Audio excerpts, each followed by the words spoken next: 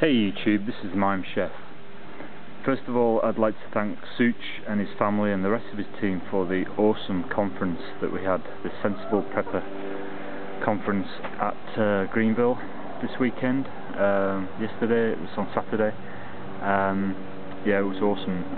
Great to meet some new people, great to put faces to all my subscribers, and it was just an all-round great weekend, and I think we had a lot of fun, and it was nice to network with like-minded people. Today I just want to, I've got back and with renewed enthusiasm for the garden, and I just want to show you the garden today and what I grow for vegetables and what have you.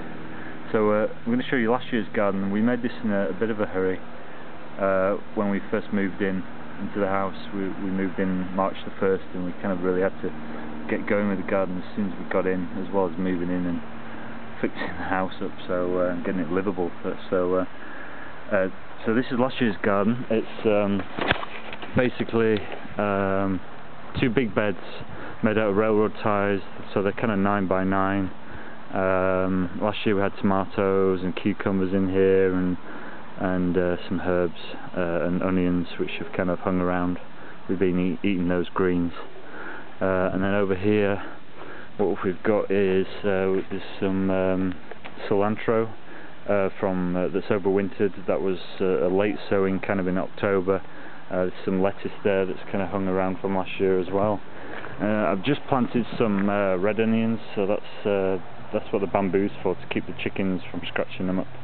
That's last year's late sowing of spinach. I think I sowed that in like September, October, and it's overwintered, and it came really early. Just after, I've kind of been harvesting that since January, really, on and off, just picking off the odd leaf, and then it kind of grows back. There's some more lettuce there that's overwintered, and this is some rocket, you call it. I always forget this. Arugula. You get in Italian cooking here, I think. Alright, so that's last year's garden. Let's take a quick walk and have a look at the 2011 garden, which I've just started. Had a lot of help from the council here, the county, the town, or whatever. They wanted to come and take some dead trees out of my property, which were in danger of falling on the big power lines over there. So basically what they did was they brought in some big lorries and chainsaws and backhoes and all that kind of stuff, and they to get to this big tree stump over there, and there's another one over here somewhere by the road. They tore up the garden, and they've actually done me a favour by clearing out this fairly big area which was covered in vines and small shrubs and trees, and they've even uncovered an apple tree there, which is probably going to produce some fruit next year, not this year. That was just like a couple of sticks, and it's starting to grow some. It's all new growth is this from this year, so hopefully we'll get some apples from that this year. So what I've done is, let me just show you what I'm doing right now. I've got my potato nets, it's just chicken wire. Planted some potatoes right in the bottom. It's not a very deep layer there. What's in there is last year's compost heap, some leaf mould, and there's some biochar in there. You can see this charcoal that I've made. I'm going to talk about that in a minute. So yeah, there's some seed potatoes in there. They've been in there about 2 weeks.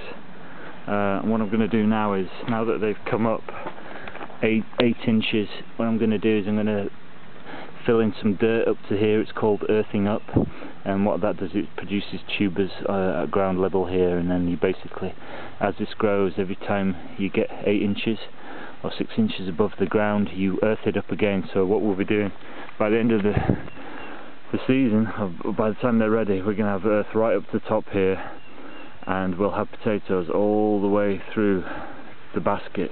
This is a really good way of growing lots of potatoes in a small area. And what I'm going to be adding is This is last year's leaf mould. When we first got here, there were leaves all over the yard from the year before and probably the year before that, and I scraped them all up and stuck them in a pile in the garden and let them rot down for a year. And there's not a lot of nutrition in this, but it's great soil conditioner.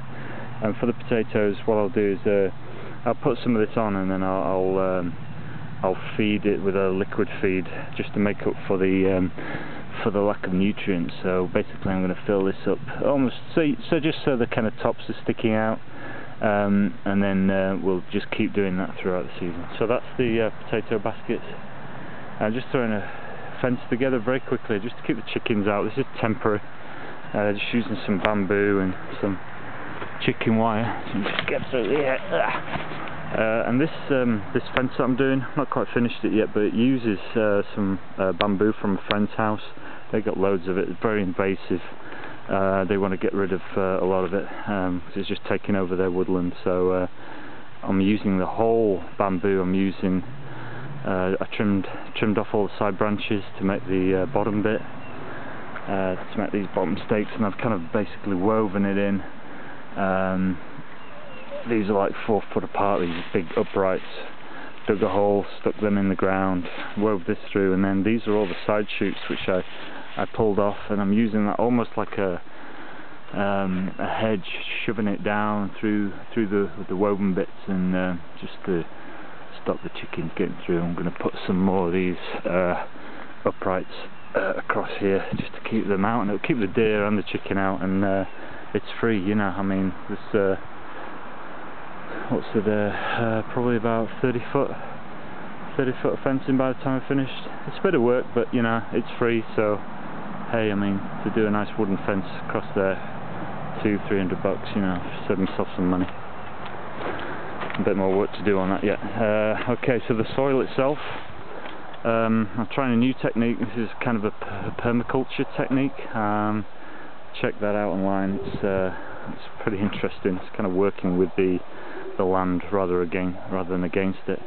What I've built is these, they call them swales. They're little hillocks, little hills that run with the contour of the ground. This ground's sloping from the top there down to where I'm stood, and we get a lot of rain here. We get for about 48 inches a year, and it comes all in the form of, most of it, 90% of it probably comes in the form of a thunderstorm, so we get it thick and fast. What this does is basically it creates runoff, especially on a little hill like this. It runs away very quickly. It doesn't get a chance to soak into the soil. You end up doing a lot of watering in your garden. And it also strips out the nutrients from the soil and washes it away. With this technique, hopefully it's going to capture more water, and it's going to stop the nutrients getting washed away out of these little hillocks. I'm going to, once I get these planted up, I'm going to mulch with some more of that leaf mould up there, and probably some leaves like we've got here.